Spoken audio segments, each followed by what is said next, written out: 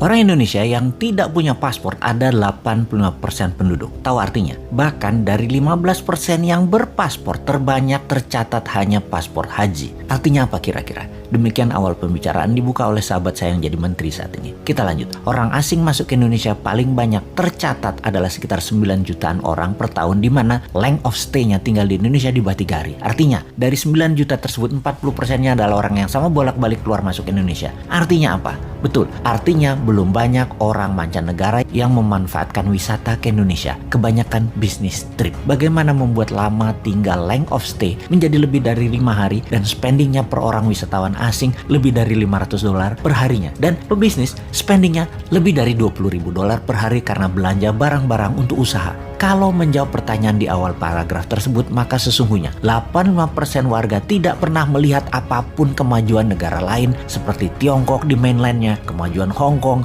Singapura, Dubai, London, New York. Itu baru sisi kotanya. Belum lagi dari sisi wilayah industri dan usahanya. Pusat bisnis hulu, heavy industry, high-tech industry, digital IT industry, Silicon Valley, military industrial complex, farmasi industrial complex, food estate, dan lain sebagainya. Juga dapat dipastikan buku yang dibaca, informasi yang diterima sebatas kulit dan covernya saja. Ditambah lagi pasti tidak pernah berjumpa kaum bilioner properti atau properti mogul, whaler, bilioner Wall Street, venture kapitalis, bilioner entertainment, bilioner sport, bilioner heavy industry, bilioner food industry, precious metal bilioner, dan ratusan bilioner dari berbagai bidang usaha. Karya-karya kekinian, biomedical, RNA, dan DNA engineering, teknologi radar dan satelit, HARP, mesin perubah cuaca, nuklir, reaktor non-uranium, plus bursa-bursa pusat perdagangan bahan baku, mineral, kimia, persenjataan makanan, dan ribuan industri hulu lainnya. Karena itu, kalau New Mind mendapat mandat, maka dalam 5 tahun pertama ini, tahun terpenting untuk bisa membuat 10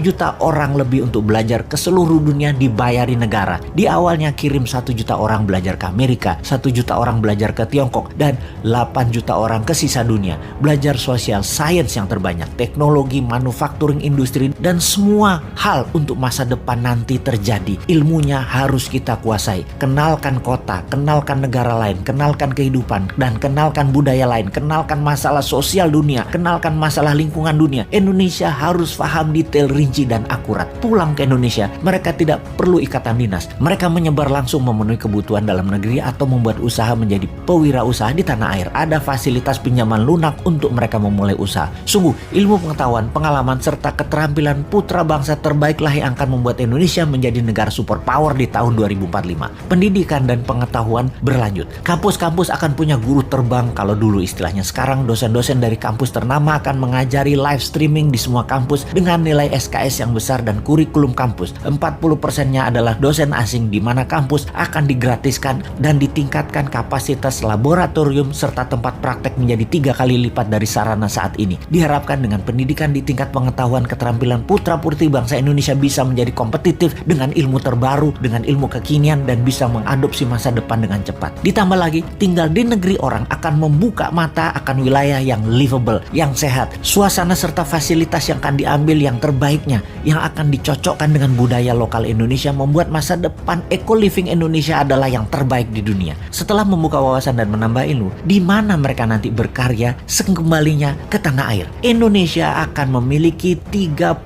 kek kawasan ekonomi khusus dengan luas rata-rata 3.000 hektar. Setiap kek akan memfokuskan pada beda-beda produksinya di setiap daerah di mana bisnis tersebut berada. Kita menargetkan setiap kek akan menampung 1 juta populasi, di mana saat ini kita sudah punya kek seperti Jababeka. Jababeka ada 1 juta orang hidup di sana, dan kawasan ekonomi khusus Jababeka GDP per kapitanya saat ini adalah 8 kali GDP per kapita nasional, yaitu $32.000. Indonesia akan punya 30 kek baru disebar di seluruh Indonesia. Ditarget dalam 20 tahun ke depan GDP per kapita kawasan kek mencapai $100.000 per kapitanya. Di kek, pengusaha tidak bayar pajak selama 5 tahun, juga mendapatkan kebebasan pajak free tax hingga 15 tahun untuk produk yang 100% ekspor. Free tax hingga 25 tahun untuk industri dengan tenaga kerja di atas 20.000 orang, dan produknya mayoritas untuk ekspor dengan bahan baku mayoritas dari dalam negeri. Kawasan kek adalah zona produksi, bisnis midstream, dan hilirisasi industri manufaktur. Kawasan di luar kek adalah penghasil atau hulu, bahan baku, juga kawasan pasar.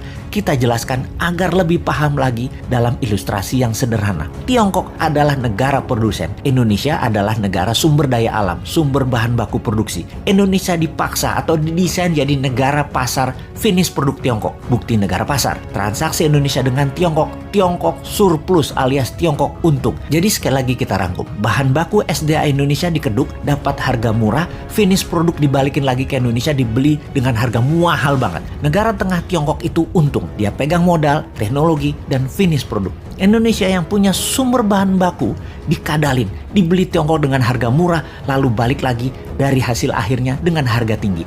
Sudahlah, karena bernegara saat ini geblek dan rakyatnya diganjel pakai info-info buzzer. Jadi nggak paham kalau Tiongkok itu kuasai hulu, mid, dan hilir.